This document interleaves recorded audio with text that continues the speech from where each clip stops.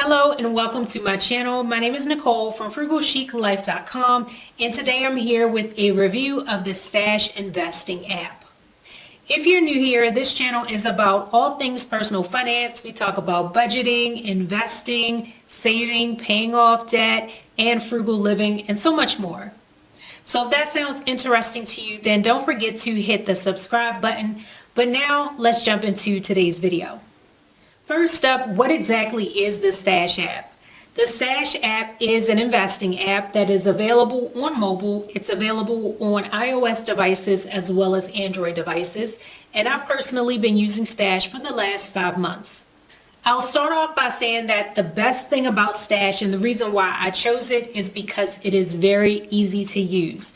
I would consider myself an intermediate investor, but I do think that there is value in being able to grab your phone and invest in whatever stock you want to very quickly. Of course, assuming that you have done your research and you know what it is that you're investing in. So that's exactly why I chose the Stash app. I've been investing on other platforms for years. I also have money in workplace accounts like 403bs, and I also have a Roth IRA. But I was looking to dabble into buying individual stocks, and I found that the Stash app is the one that's best for me. Outside of it being very easy to use, one of the best things about Stash is that you have access to fractional shares. Not all platforms or investing apps or brokerage firms allow you to buy fractional shares. A fractional share is exactly what it sounds like. It's a fraction of a share of stock or a portion of a share of stock that you buy when you don't necessarily have all the funds to purchase the full stock. So let's say, for example, that you have your heart set on buying some Apple stock, but you're not sure if you have enough money to invest. Currently, as of today, Apple stock is $469 per share.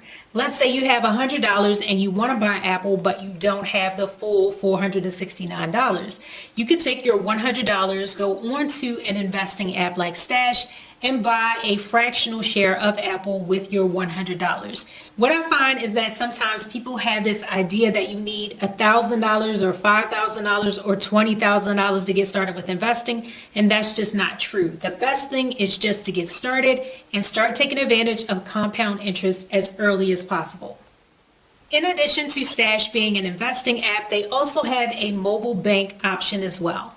With the Stash checking account, you can get a debit card that comes along with it. And with this account, you can get access to early direct deposit. I believe it's up to 2 days early. There are no minimum balances and no maintenance fees.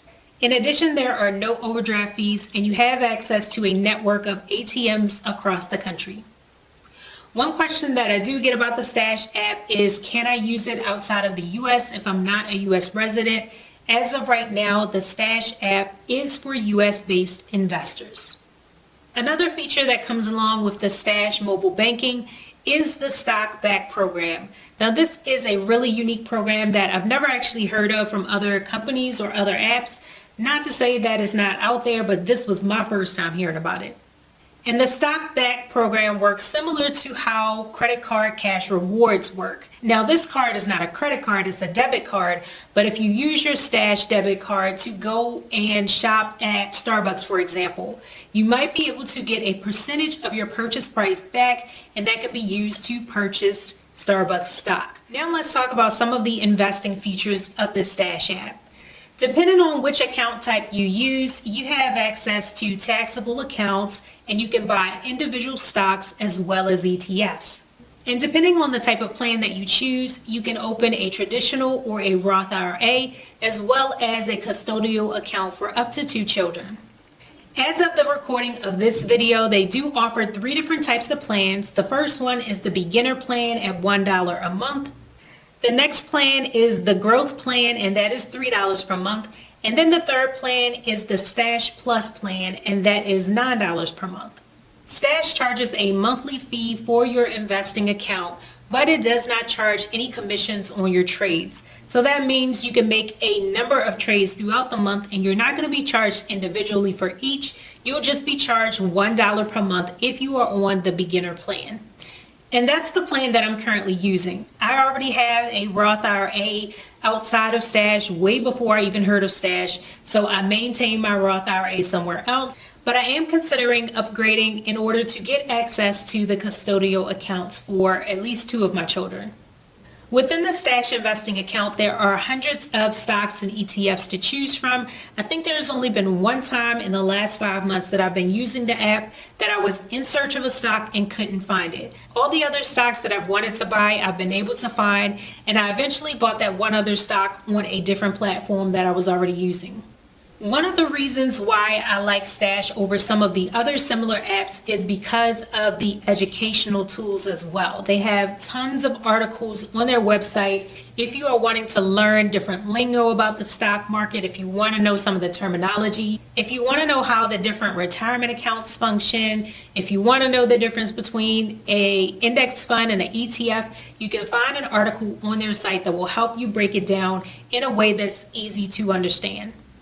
Another great thing about the Stash app is that you can automate your investments. Very, very easy. You could choose to use the auto stash, which is where you decide to maybe invest $20 on a schedule, and the first of every single month you put in $20 or you put in $100. You can set up that feature inside of the app so that that $100 is pulled out of your connected account or from your Stash debit account automatically and invested in whatever type of stock or ETF you want.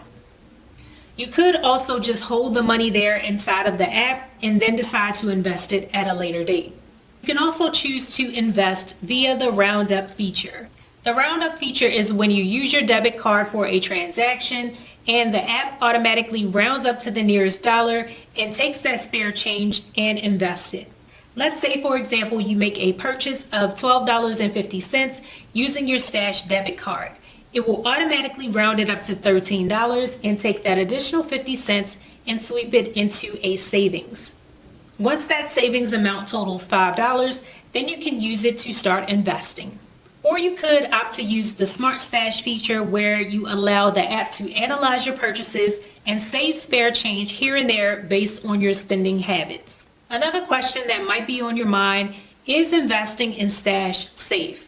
Well, for one, if it wasn't safe, I definitely would not be investing my money in it. And as I said, I've been using it for the last 5 months. Stash is registered with the SEC and FINRA, and it is SIPC insured for up to $500,000. So with the SIPC insurance, what that means is that if Stash, the company, ever went bankrupt, you would not lose your money just because the company closed. Now, this is not to say that you go and file a claim because you have lost money because of your investment strategy. You have lost money in your account. It does not work that way. This is coverage that is there for you just in case the company ever for some reason goes bankrupt. These are all features that are there to protect you as the consumer, and any investing app or brokerage firm that you are looking to invest in should have these protections available. So a little bit about my experience using the Stash app. Thus far, it has been a totally positive experience. I have not had any issues using the Stash app. I initially opened it up back in March, right after the crash of the market, because I wanted to start dabbling into buying some individual stocks. As of today, I'm up about 13% across all investments within this account. Now, when you're first using the app, because it is on your phone, it is very tempting to go in and check your stocks very frequently, sometimes twice a day, sometimes more, just to kind of see how it's doing.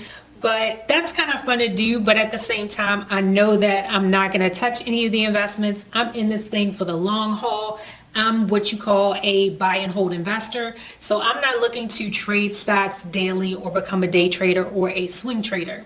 If you are looking for a great investment app to get started with, then definitely check them out. I will include a link in the description if you want to check them out. If you sign up via that link, you will get $5 when you open up a brand new account. So check it out and get started with investing today.